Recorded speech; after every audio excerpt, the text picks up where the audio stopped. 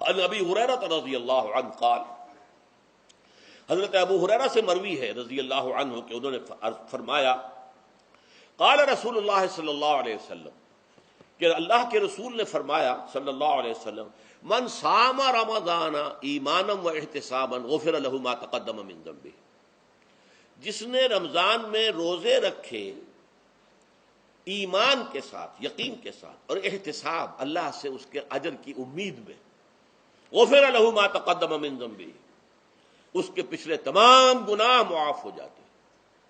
یہ نوٹ کیجئے کہ اس سے مراد گناہ کبیرہ نہیں ہے، گناہ صغیرہ ہے۔ گناہ کبیرہ کے لیے توبہ شرط ہے، گناہ صغیرہ جو ہے وہ ان چیزوں سے دھل جاتے ہیں۔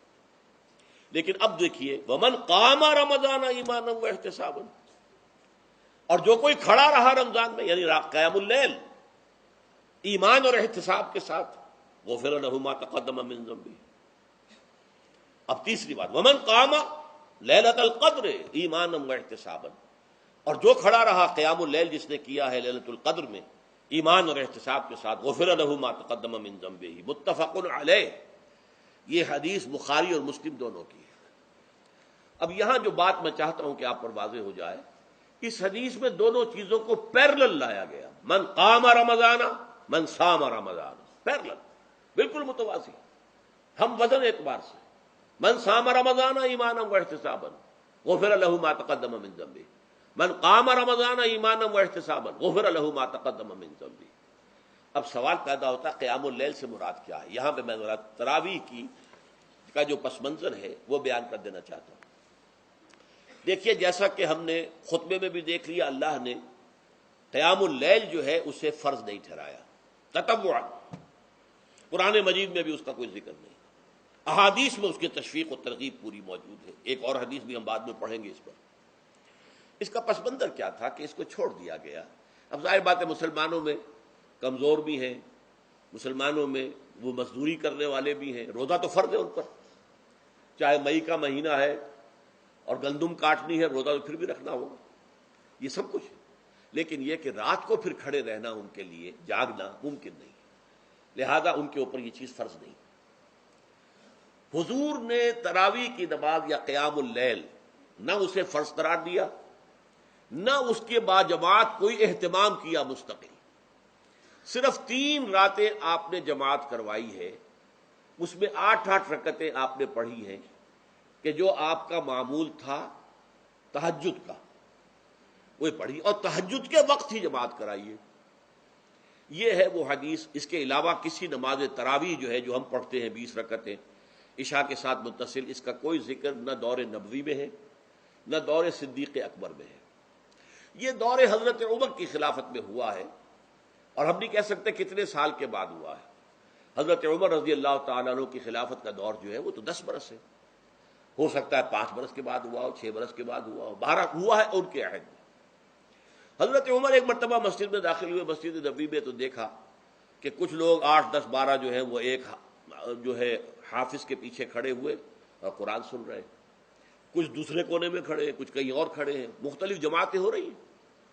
تو انہوں نے سوچا کہ کیوں نہ ان سب کو ایک امام کے پیچھے جمع کر دیا جائے، اور اس کے لیے لوگوں کی سہولت کے لیے عشاء کے ساتھ متصل رکھ دیا جائے، اس لیے کہ تہجد کے وقت اٹھنا جو ہے وہ تو ہر کس و ناقص کا کام نہیں ہے، کہ عشاء کے بعد اگر تھوڑا سا اضافی وقت ہو صرف، تو یہ ہر شخص کر لے گا، مزدور بھی کر لے گا۔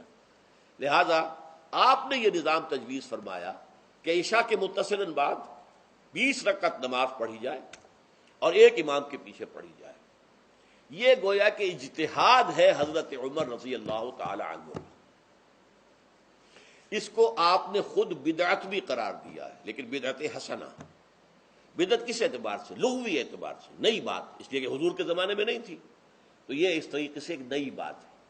لیکن یہ بات چونکہ بہت اچھی ہے، بہت عمدہ ہے، آپ جب یہ نظام چل پڑا تو ایک دن مسجد میں آئے، دیکھا کہ بڑی بھری مسجد ہے، صحابہ کھڑے ہیں اور ایک امام کے پیچھے قرآن سن رہے ہیں۔ آپ نے فرمایا نعم البدعۃ ھذہ، یہ جو ہم نے نئی بات شروع کی ہے یہ بہت اچھی ہے، بہت عمدہ ہے۔ اب یہاں سے فرق واقع ہو گیا ہے۔ ایک تو اہل تشیع جو ہے وہ تو ویسے ہی حضرت عمر سے بہت دشمنی رکھتے ہیں، عناد رکھتے ہیں، تو حضرت عمر کے اجتہادات سے انہیں نفرت ہے، انہیں دوری ہے، چاہے وہ کوئی سا بھی حضرت عمر کا اجتہاد ہو۔ ہمارے ہاں اہل حدیث حضرات بھی در حقیقت حضرت عمر یا کسی اور خلیفہ راشد کے فعل کو وہ سمجھتے ہیں کہ یہ ایگزیکٹو آرڈرز ہیں، یہ ہمیشہ کے لیے نہیں ہے۔ حضرت عمر نے اپنے دور میں ایک نظام قائم کیا، ان کے دور کے لیے ٹھیک تھا، یہ ہمیشہ کے لیے نہیں۔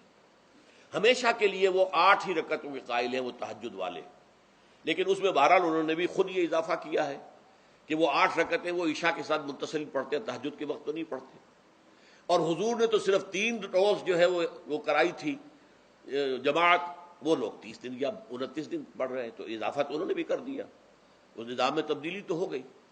لیکن اہل سنت جو کہلاتے ہیں، ہمارے جو 4 جو ہیں، جو ہمارے مسلک ہیں، حنفی، مالکی، شافعی، حنبلی، ان کا اتفاق ہے اس پر حضرت عمر کا، کیونکہ ان کے سامنے اصول یہ ہے کہ حضور نے فرمایا علیکم بسنتی وسنت الخلفاء الراشدین المہدیین، تم پر لازم ہے کہ میری سنت کو پکڑو مضبوطی کے ساتھ، اور میرے خلفاء راشدین مہدیین جو ہیں ان کی سنت کو پکڑو۔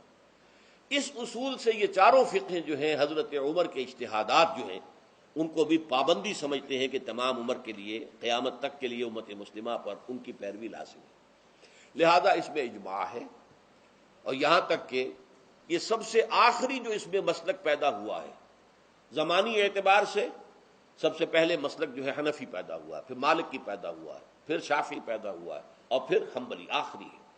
اور امام احمد ابن حنبل بہت بڑے محدث بھی ہیں، مسند احمد ابن حنبل جو ہے وہ بہت بڑی کتاب ہے، بہت اہم کتاب ہے، جامع کتاب ہے۔